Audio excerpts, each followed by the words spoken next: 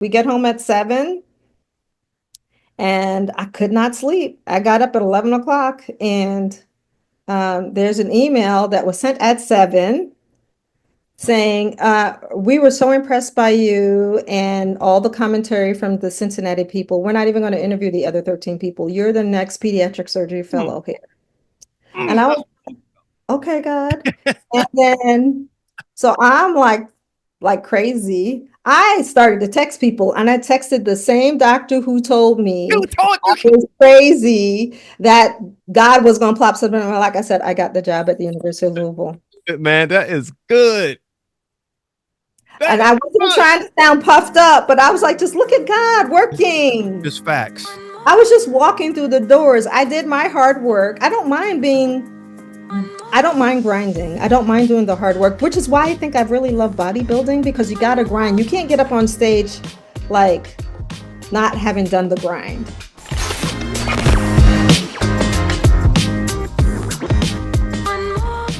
Welcome to the NEXCUE Mindset Podcast. I'm Stephen Garner, your host, the resilient life expert. And today I am honored to have with me on my show the magnificent Dr. Zaria Murrell. Hey, You- we've been having a conversation before we got on with you guys, so yeah, that's what. that's right. So I'm already wired.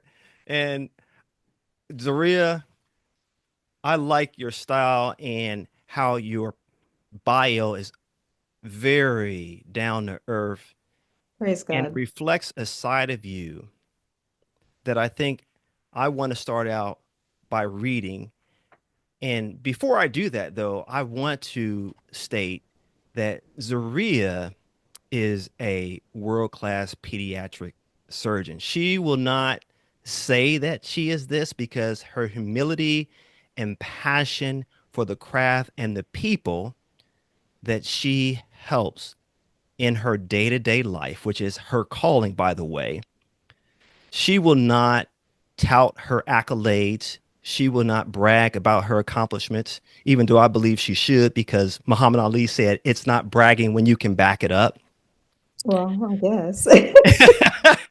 I guess I can back it up, You can but back it up, sis. people don't understand what I've been through to get here. And that's So, exactly why I wanted to have a conversation with you today. I want to read some of your bio, and your accomplishments are many, right? You are published, you have numerous awards, you've been around the world serving others, you have lectured, you have done many great things in your career. However, I love the way your bio reads, and I want to start out by doing that because it gives insight into your mind and the type of person you are. So this is fun for me, by the way. it was fun for me to write. Okay, well let me read it so our audience understands why I'm so giddy about it. Where are all the sidewalks? I thought to myself. It was the first thing I noticed when I moved to Alabama. It was 2002.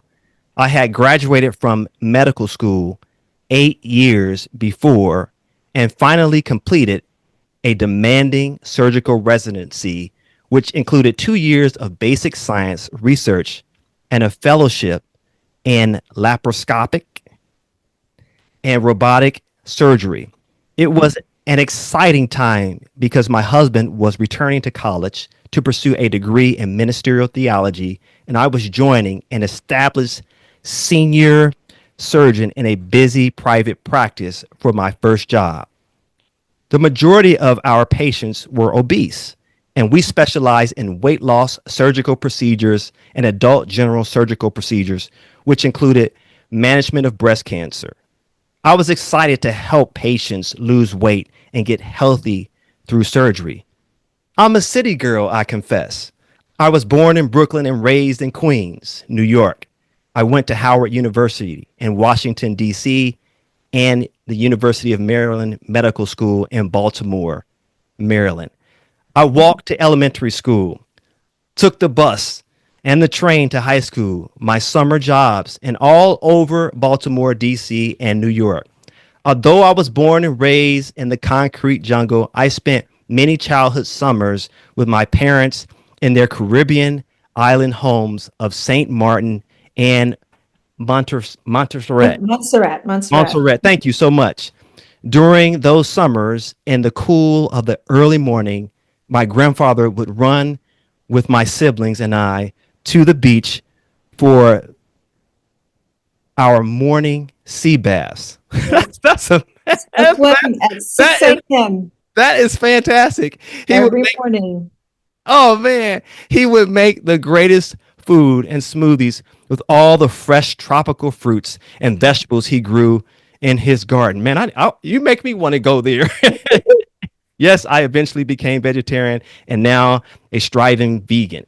With Mhm. each return to New York, I watched my parents work in their urban community gardens, sharing the harvest with our neighbors and on our table. I recognized I was one with both cultures, and though vastly diverse, I intensely love being an Afro Caribbean American. All of I it. can I can say so many things about you because I've had That's all of it. a personal privilege. But man, that's fantastic. Zaria, what does it take to be a surgeon? Like, how did you get here? And I read this story. So let's pull back the curtain and tell me the mindset of Dr. Zaria Murrell. Okay. Well, I will confess that I didn't start out wanting to be a surgeon. This is part of having an open mind and letting God lead you. I fell in love with sports medicine as a young child, watching the 1976 Olympics, watching the gymnastics happen. And I just wanted to be the team physician for the United States gymnastics team, 1976. I already knew that's what I was going to do. So I kind of was always in this mindset that I'm going to be a doctor. I didn't know what kind, but I thought I was going to be the team physician for the United States gymnastics team. So I go to Howard, I go to, I was just very, I wish I could say I was disciplined on my own, but it came from my parents. There was always discipline in our house, whether it was worship every morning as a family at 5:30 a.m., all the siblings.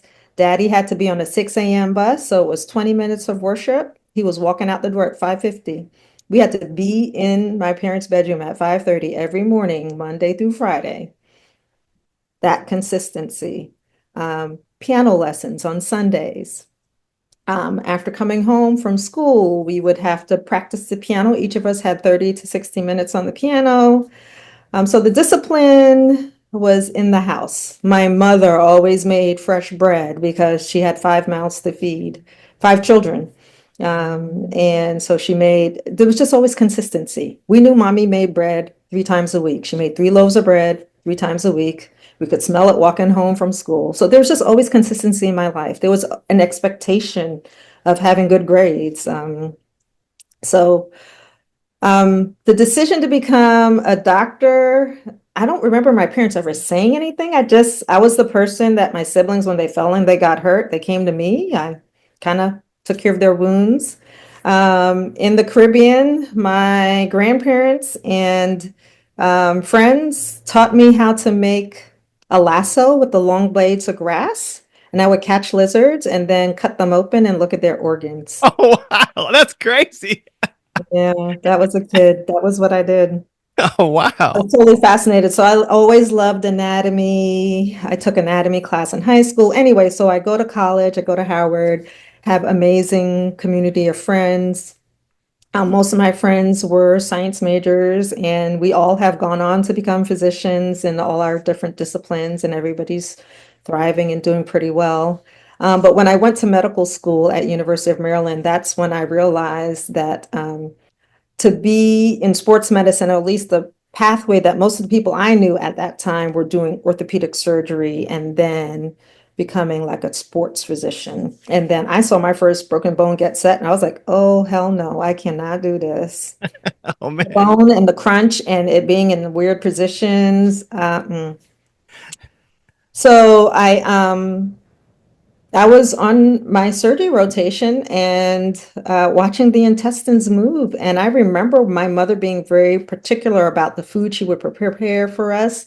And I was just like watching intestines move on the table. And I was like, oh my gosh, this big long tube kind of helps determine how we look and how, life is. And I was totally smitten. And yeah. Nothing else compared. No other rotation, because in medical school, you have to do all these different rotations, surgery, internal medicine, OBGYN, psychiatry, what else did I miss? Neurology, ophthalmology, um, nothing compared to surgery.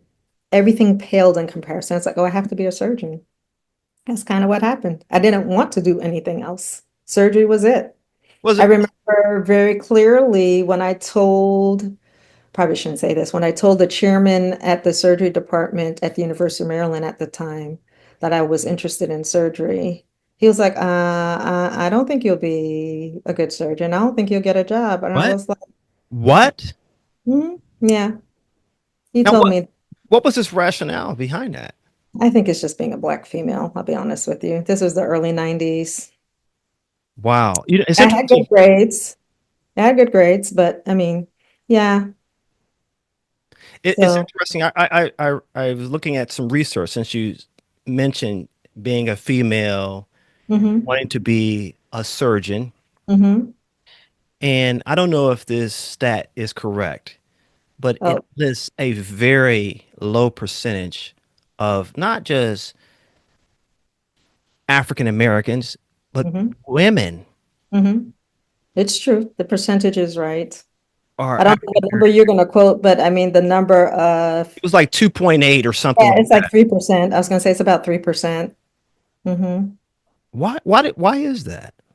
I don't know. I mean, again, I feel privileged because the circles that I've run in my whole life, whether it was from my people at Howard University, all of us who were zoology and chemistry majors that went on to become physicians, that we're doing what we're supposed to do.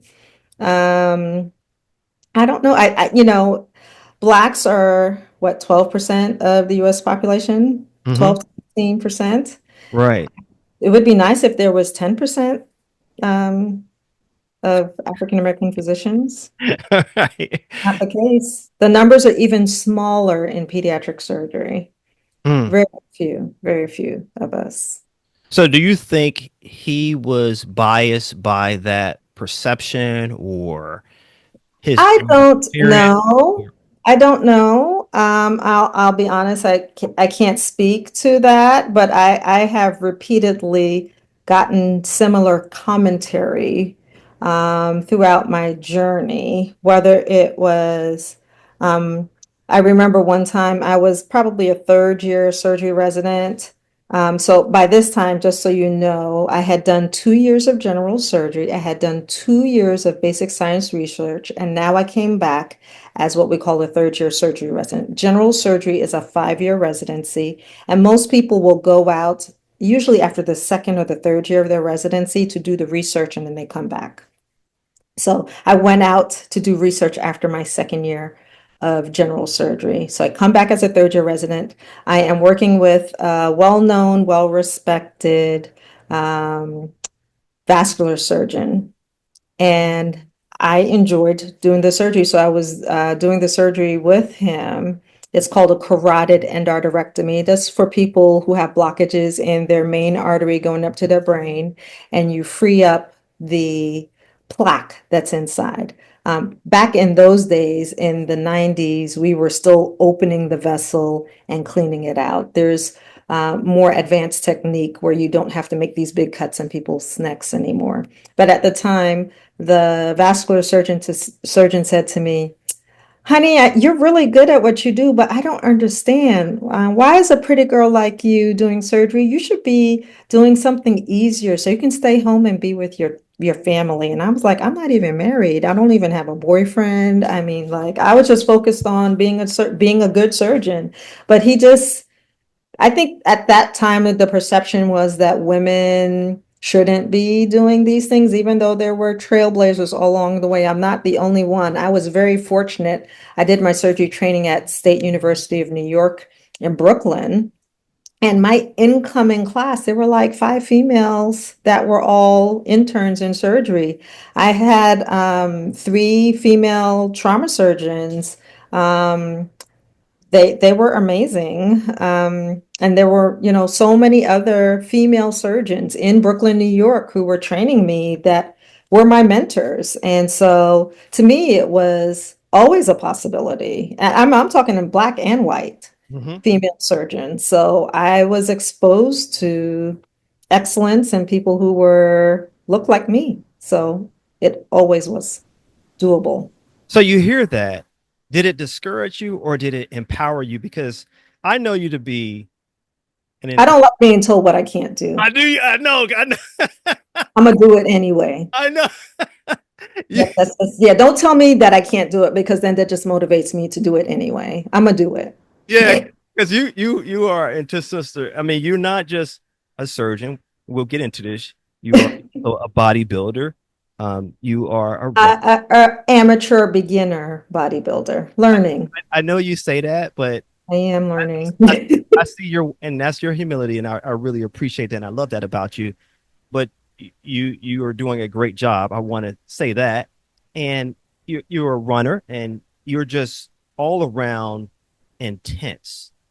And you're like the person who carries the big stick, but doesn't No, say I much. don't even see myself carrying a big stick because I'm like this little petite person. And sometimes I look at myself like when I see pictures with a group, like I was at a pediatric surgery meeting. I don't even remember where I was at last time, but I was at this pediatric surgery meeting and everybody's in this picture. They're taking a picture of all the pediatric surgeons that happen to be around at the moment.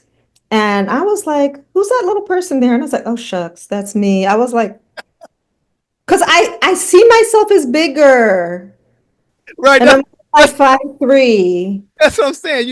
You carry the big stick. Small person is like, man, don't mess with her. Don't. I don't know where I got it from. I don't know if it's part of my birth order. I am the firstborn in my family. I You're the have alpha.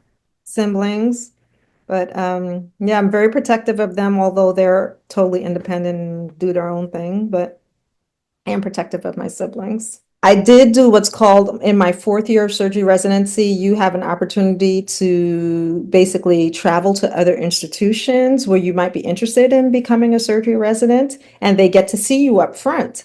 So I went to State University of New York. It was also home, so it was easy to go there. And I went there and spent a month as a future potential candidate. And I really enjoyed it. It was busy. There was always stuff going on.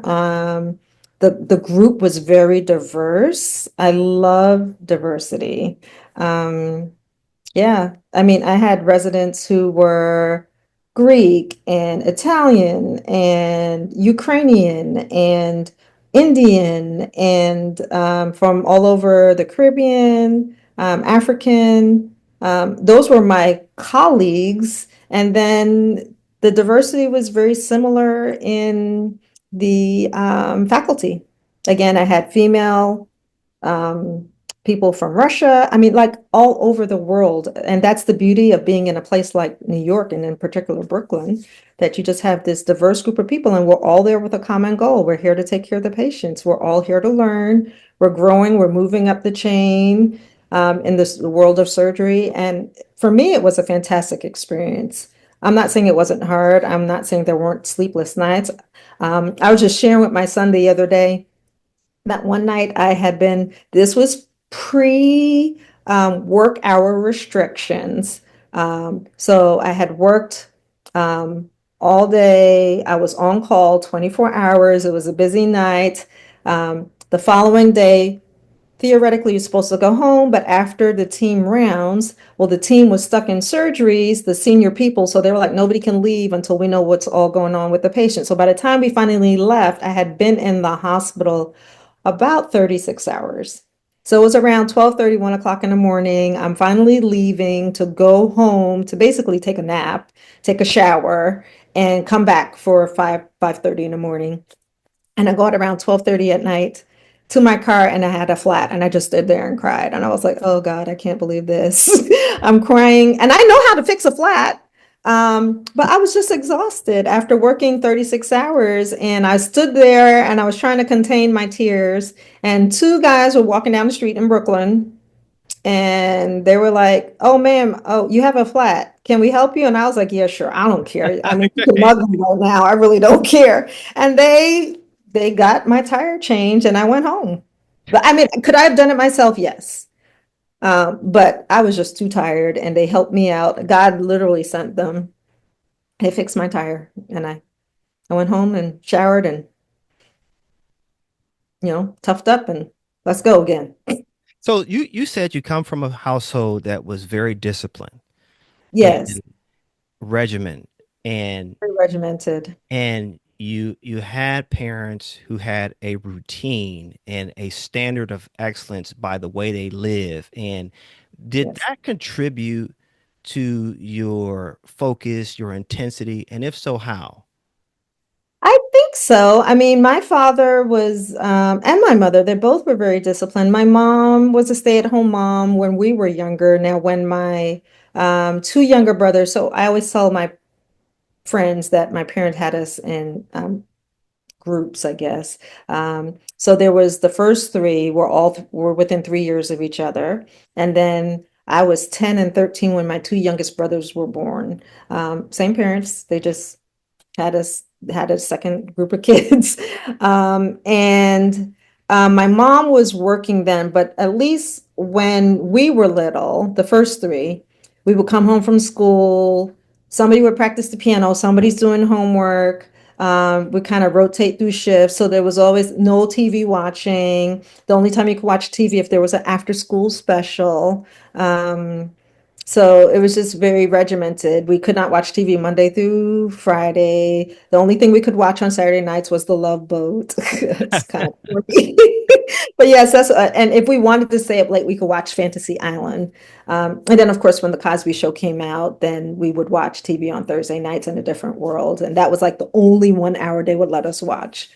Um, yeah, so just a very regimented, I mean, like literally, um, we would get out of school in June in New York, usually the second, around the third week of June. On that Thursday or Friday, on the following Monday, Tuesday, we were on a plane flying to Antigua and then to Montserrat. And I don't know how my mom did it because she would always go ahead. My father would work for the rest of the summer and he would come to spend the last 2 to 3 weeks with us. But it was the same pattern. It was always a pattern, consistency.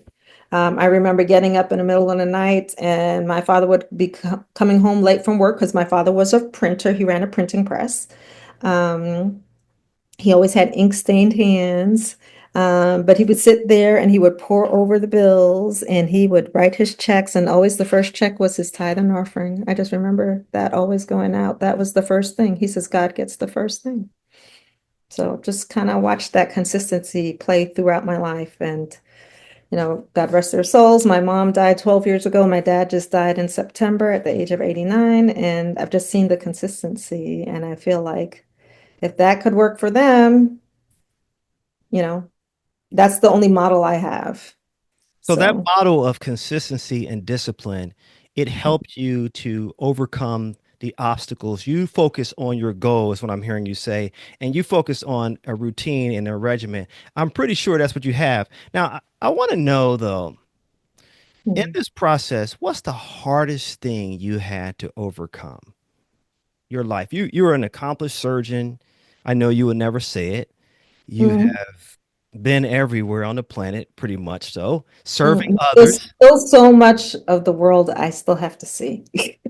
But you're given to community service. You have a heart for people. I read one of the reviews from one of the hospitals where you serve, and they said you actually care about them, which was Mm. phenomenal. I was like, man, that's fantastic. What's the hardest thing you've ever had to overcome with such discipline, such profound focus? When you look at your Um, I'll tell you the hardest thing I've had to choose.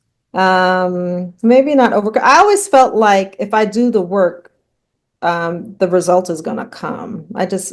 That's kind of just been my mantra through life. Do the work and the results will show up.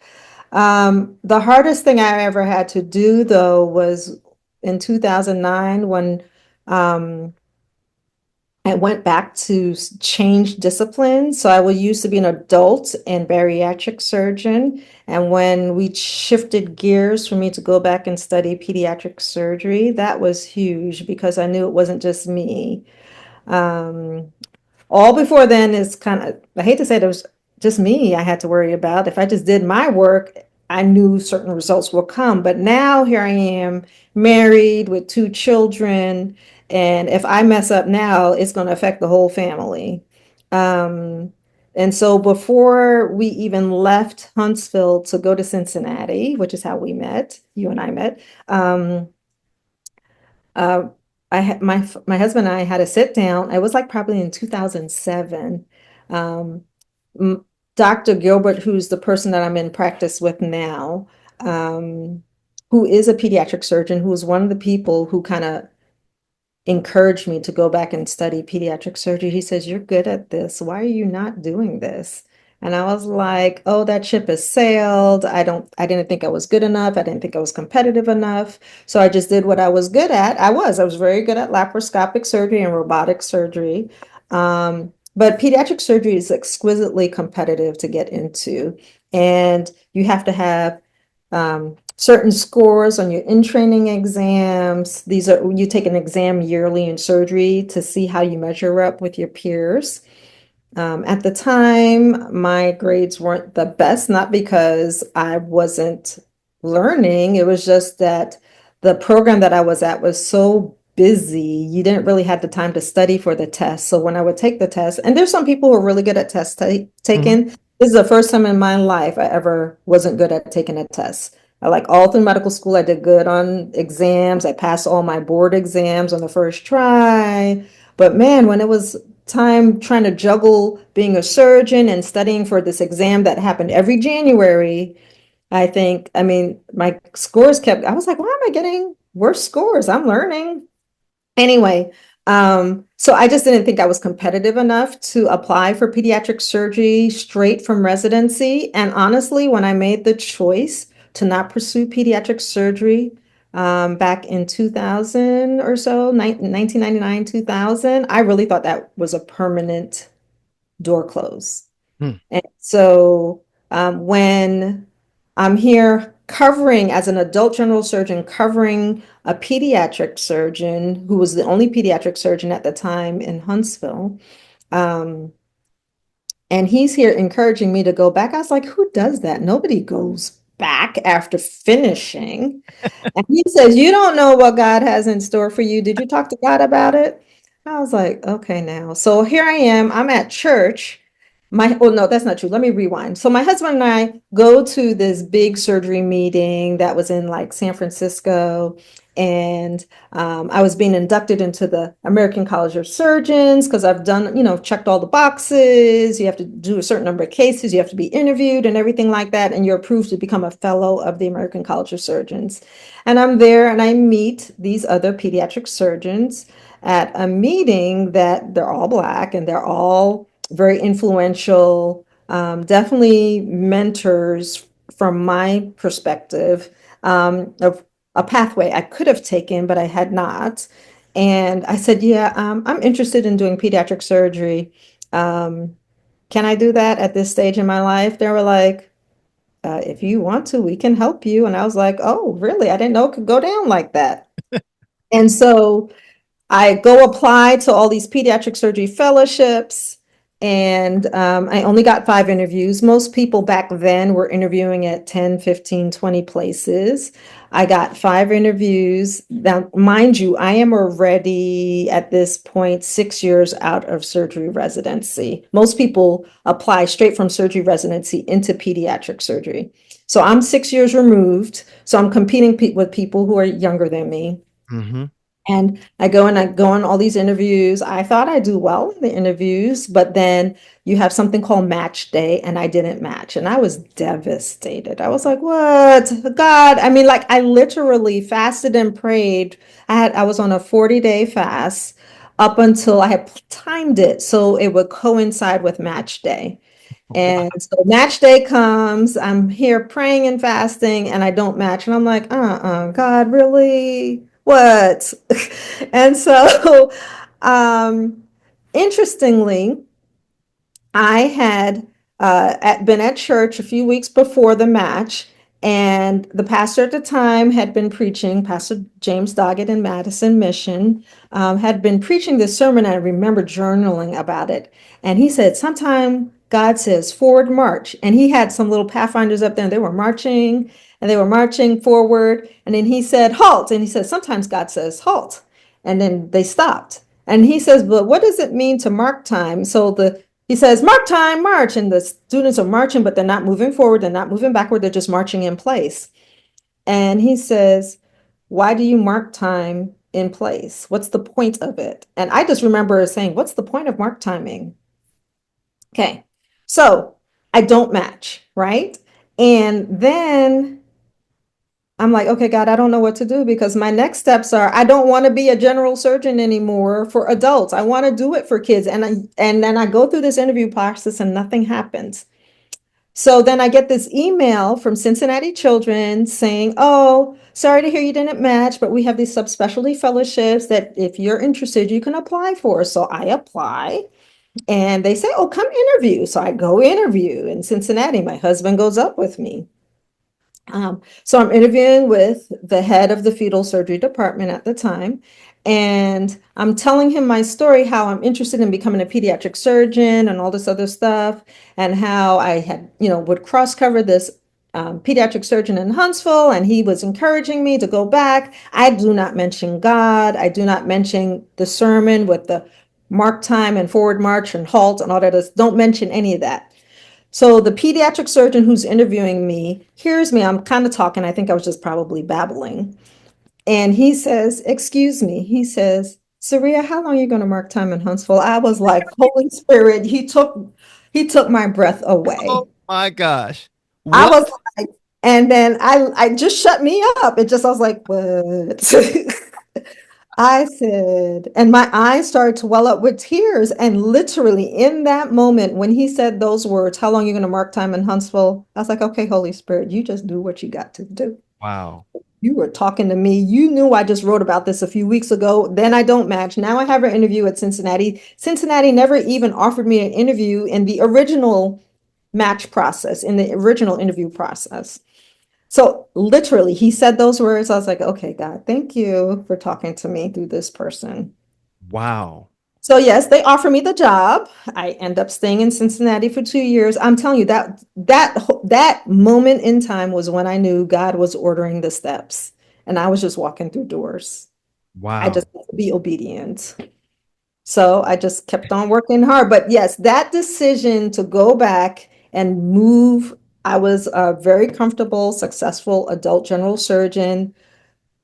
My husband had graduated from Oakwood. Our kids at the time were, I think, 4 and 6, or about to be 5 and 7. So to up and move them all to Cincinnati, not knowing what was going to happen next, was a huge decision. But in that moment, when he asked me, how long are you going to mark time in Huntsville? I knew God had ordered the steps. I was like, okay, I guess we're leaping. This is a big leap of faith. We're all doing this together. And that's Wow. the biggest decision. But God breathed in that moment and let me know, don't worry, I got you. I didn't have all the answers. I didn't know what was going to happen next, but just those words coming out his mouth. Life is definitely not a straight line. Nope. It is, say all the time, it's a scribble. Mm-hmm. And what I'm hearing you say, you need to stay focused, stay disciplined, have a plan, but also be open to the Open. detours. Mm-hmm.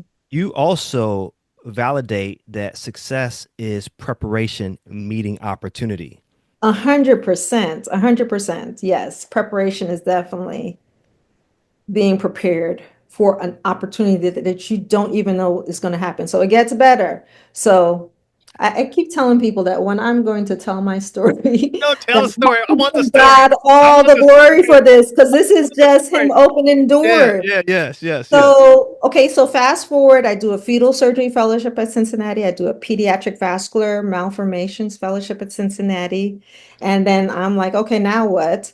I'm going to go through the match again and hope for what's going to happen. And so I talked to same said fetal surgeon who interviewed me 2 years before. And he tells me, oh, I'm getting ready to leave. I'm going to become the chairman in a different department. Do you want to come? And I'm like, come? I mean, like, go with you? And he was like, yeah. He says, let's be honest. You're in your 40s. You're competing with people 10 years younger than you. You're probably not going to end up being a pediatric surgeon. And I was like, okay, the Holy Spirit said, literally, I heard him say, tell him. I was like, God, really? Do I have to? Right. So I said, do you remember when you interviewed me? And he was like, no. He says, I think I said something that made you upset. I remember your eyes getting kind of welled up with tears. I said, yeah, God spoke to me through you. Whoa. I've never said that to anybody, but I said that to him in that moment. And he looked at me like I was crazy. And I said, so I tell him the story about the sermon and everything. And I said, I appreciate your job offer where you're going. I said, but I'm going to either go back through the match or God's going to give me a job. He's going to drop, I literally said, God is going to drop a job in my lap.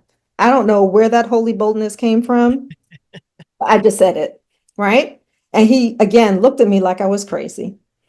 So now, this 2 weeks later from that, I am doing some research. I'm kind of passing the time, anticipating that I'm going to go through the match again. And the chief of surgery at Cincinnati Children's at the time calls me, says, Zaria, did you check your email? I said, no. It was like 9:30 in the morning. He's like, I sent you an email. I was like, I'm sorry. And I'm usually bad about reading emails.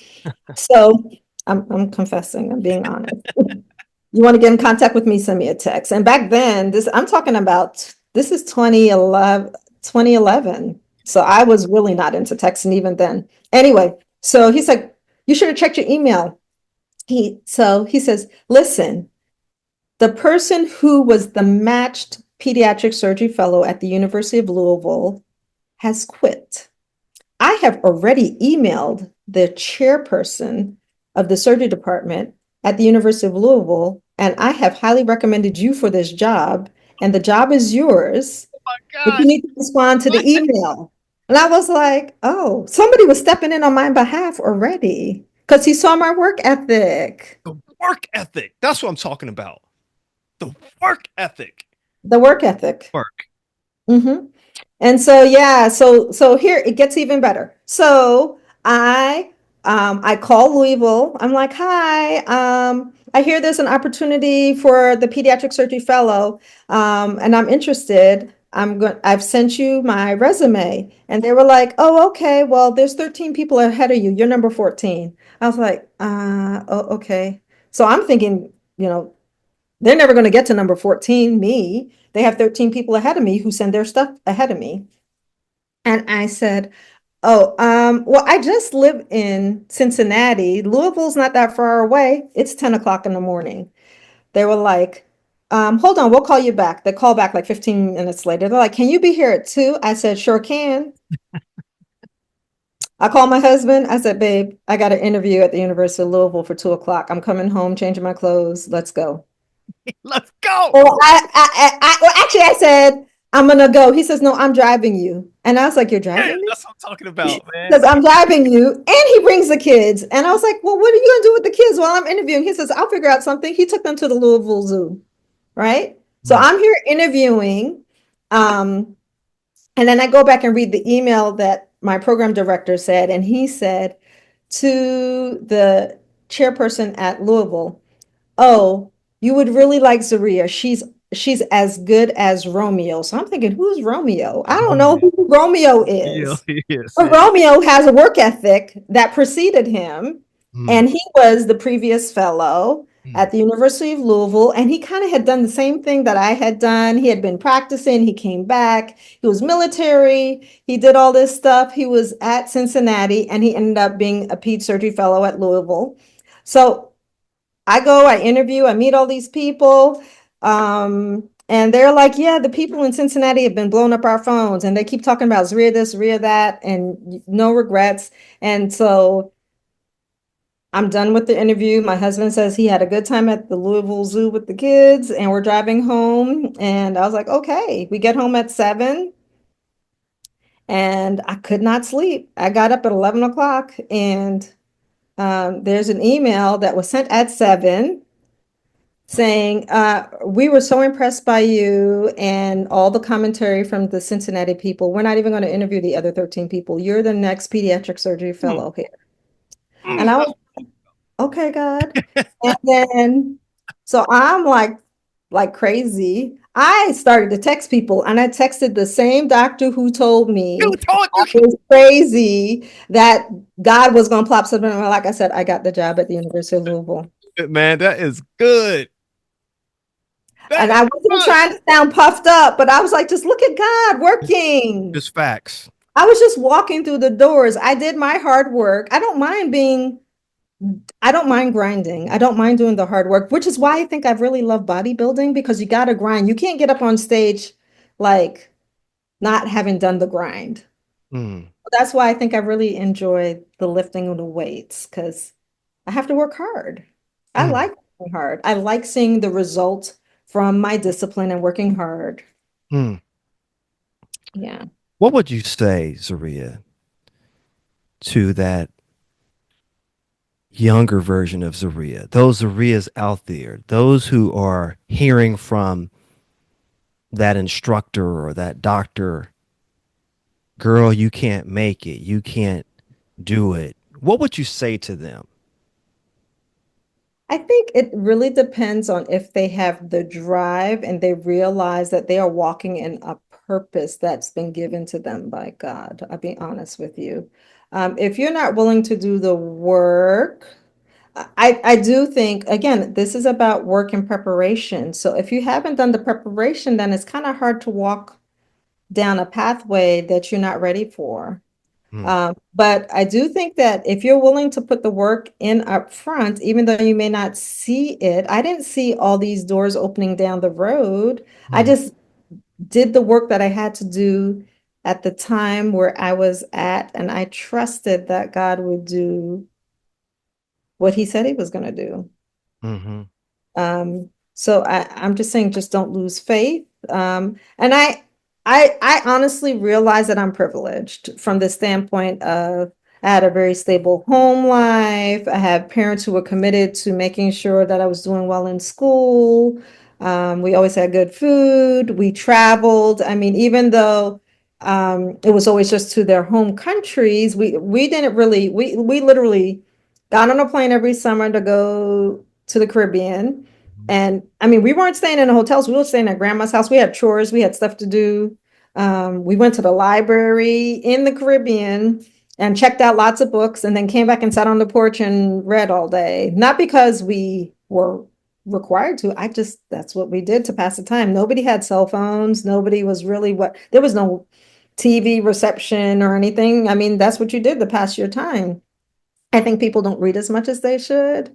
Um, I just think that if you have the dream, mm-hmm, if you feel like you've been given a dream to do something, it's not just going to happen if you don't put in the work. It's called mastery for a reason because I believe the data says you have to do 10,000 hours of work to get to be a master level.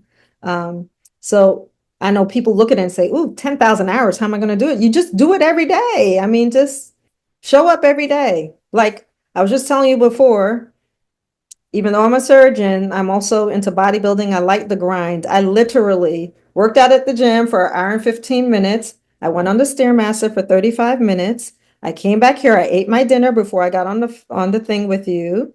And after I'm getting off this with you, I have to go walk on the treadmill for 40 minutes. I just got to get the grind in and I'm going to get it done before the night's out. It's just, that's just the standard I have for myself. I'm not trying to toot my horn or anything like that. It's just, I like the discipline. It How do, makes, how do you balance the work life, your wife, a good wife? I see the photos, and obviously your take husband you loves you. pictures. Makeup is good, man. When you have No, good they're makeup. great. It's all beautiful. Your kids, you have beautiful kids. They're smart. You are a bodybuilder. You give to your community. How do you balance all of that? I don't. It's not balanced. What's your philosophy? Yeah, I'm glad you said that. Not balanced. It's not balanced at all. At the time that the kids were little, that was my focus. So whether it was breastfeeding or making sure they got to school or whatever, or I had to read with them and do their homework, I wasn't thinking about running and bodybuilding back then. They were my focus. And then as they got to levels where they could stand and do, I mean, Mm, you just adjust. I think one of my favorite words is adaptation. mm, Um, your body can adapt to anything if you make it. And so I adapted to the circumstances I needed to do at the time. Was it hard to be a surgeon and a mother and a wife? Yes.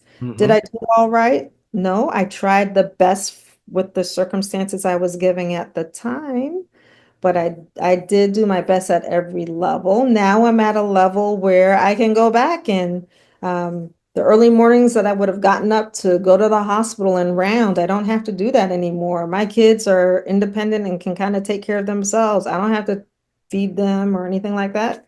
Um, so that's my time. That's me and Jesus. I get up and walk on a treadmill for 30 minutes and I'm having devotion and reading the Bible and What do you tell your children?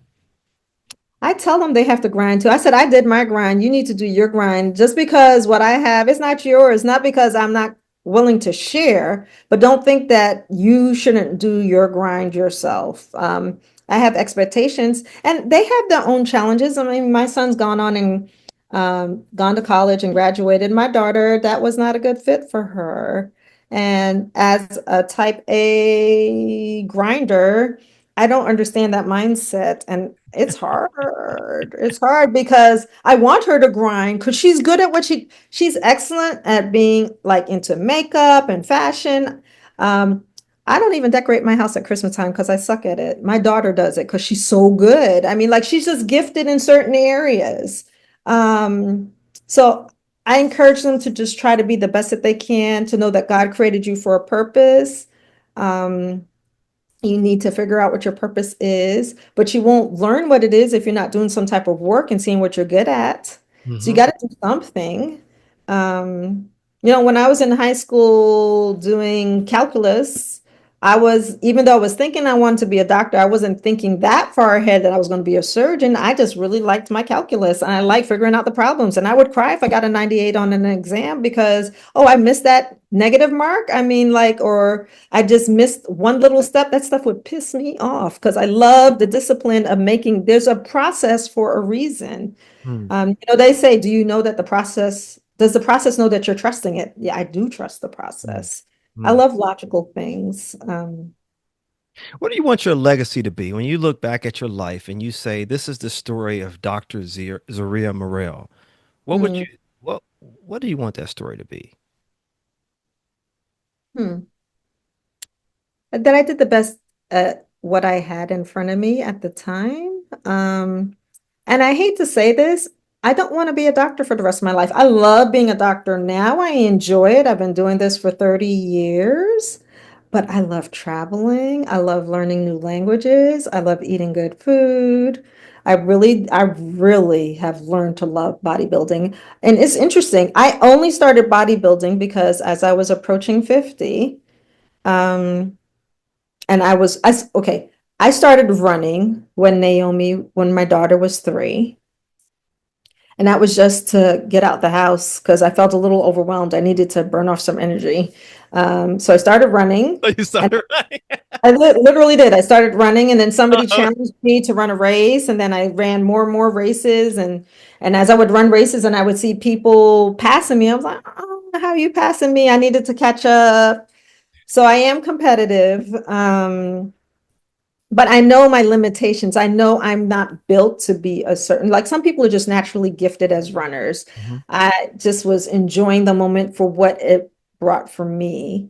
Um, but then, so I was running from the time I was about 36, 37 until I was approaching 50. And then as I was approaching 50, I was like, I like running, yes, but I don't like how running makes my body look. And I don't like not feel, I'm getting older, but I'm not strong. Mhm. I run, but I'm not strong. So I kind of started transitioning into the weightlifting, and I hardly run now. But man, I can do 45 minutes an hour on a Stairmaster. I can walk on a treadmill and I can lift some weights and I'll push them hard. And I enjoy feeling my body getting stronger. Um, so I just want my legacy to be that I did the best that I could with what I had. And that I gave it my all. I really feel like I have tried to do my best. Um, it may not be perfect for everybody, but it was the best with what I feel God equipped me with. Um, I try to tell that to my children too. And, I think they realize that they're in a very unusual situation, have a mother that is a surgeon that still, like, I jokingly tell, I breastfed my son till he was 9 months old while being a surgeon. I breastfed my daughter till she was 25 months. And every time I say that, she's like, Mommy, do you have to remind me? And I'm like, you didn't want to give it up. You never bit me. So I wasn't stopping. I enjoyed it too because it's free food for you. Not just free food, but it was intimate and it's bonding and there's this trust and Mm. uh, so I enjoy it. I kind of get a little frustrated when I hear of women, and not every woman is meant to breastfeed. They can't, some women just can't. But for those who can and choose not to, I'm like, why? It's so beautiful. I think it's just beautiful. So anyway. Dr. Morrell, I Mm. thoroughly enjoyed. Feel You, like I talk see, much. no, you didn't talk enough for me. We can go for 3 hours. I thoroughly enjoyed this conversation. And Thank you. I just feel honored for you to share your time, your wisdom, your lessons, your cues for living a resilient life. Man, we have to do this again when your schedule permits, because there's so much more I thought about asking you. I said, okay, Stephen, that's enough. Thank you again. Look forward to seeing you soon, hopefully. Yeah, Haven't seen you guys in a while. We'll yeah, we try to need to make that make a run up try that to make way. that happen, or we make a run down that way. So Always welcome. We we got try. the Yeah, space. and your the other Dr. Morrell, whom I love, who I told you he shared wisdom with me that has changed my paradigm, added to Praise. my life. Thank you again, audience. Today, I hope you enjoyed. I know you enjoyed the conversation with Zaria and I. Take your cues from Zaria, Dr. Zaria Murrell, and Oh, live thank a great you. life. I'm just trying to walk in the purpose God created for me. And I can't do this alone. I feel like I talked a lot about myself, but all the things that I'm not good at, God bless me with an amazing husband who he does so many things that I cannot do. We really do. We are each other's helpmeets. Thank you, Dr. Morrell. I really appreciate it. Thank you so much today. Thank you for listening. Subscribe now and join the NEXCUE movement as we teach the world how to develop a resilient mindset. I'm Stephen Garner. Take your cues from me and live a great life. NEXCUE.